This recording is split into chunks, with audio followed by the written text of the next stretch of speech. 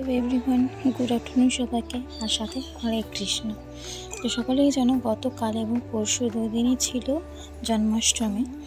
তো আমি এই 2 দিনে ভগবানের সেবা করতে পেরেছি, মানে খুবই খুশি। তো প্রথম দিন আমি আমার বাড়িতেই পুজো করেছিলাম। আমার বাড়িতে শুধু তো গোপাল নেই, আমার এই ছোট্ট রাধাকৃষ্ণ আমার বাড়িতে আছে, তাকেই আমি আদর যত্ন করে তার অভিষেক করে আমি পুজো করেছিলাম, তাকে সেবা করেছিলাম।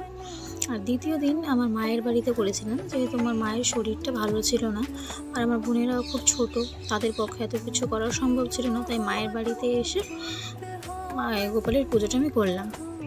তো এসে আমি এখানে তালের বড়া করছি। তো তালের বড়া, তালের পিঠে এসব ছাড়া তো কখনোই গোপালের মানে জন্মাষ্টমী, বিশেষ করে জন্মাষ্টমীতে সম্ভবই নয়। তো এই যে তালের বড়াগুলো করছি, আর লাইফে ফার্স্ট আমি তালের বড়া করছি নিজে নিজে।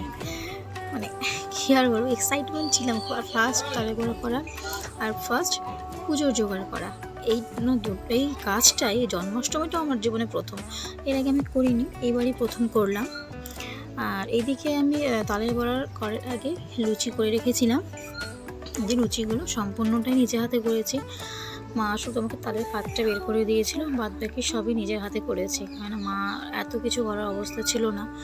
আর এদিকে আমি কিছুটা ফল কেটে রেখেছি যে পুজো দেবো, সেজন্য ফল কাটা আছে। এদিকে আছে 5 মিষ্টি আর দই, মানে এগুলো সব জোগাড় হয়ে গেছে, শুধু পাকা খাবারটাই তৈরি করা বাকি ছিল, সেটাই করছিলাম।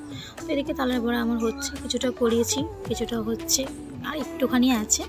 এদিকে প্রথমবার করেছি তো, তাই একটু পুড়ে গেছিলো প্রথম 2বার, তারপর থেকে সব মোটামুটি ঠিক আছে। আর এইটুকু নাকি ভুল ত্রুটি করাই যায়, তাই না? প্রথমবার করেছি, একটু তো এদিক ওদিক হবে। তো যাই হোক, এদিকে মোটামুটি হয়ে এসেছিল তালের বড়া করা, আর সবই মোটামুটি তৈরি, সবগুলো ক্লিপ নিতে পারিনি। এই যে এখানে আমার ঠাকুরের পাকাপুকে থালা রেডি, আর এই যে এখানে আমাদের বাড়ির, মানে বাবার বাড়ির ছোট্ট একটা রাধাকৃষ্ণ পিতলের, আর এই হচ্ছে গোপাল।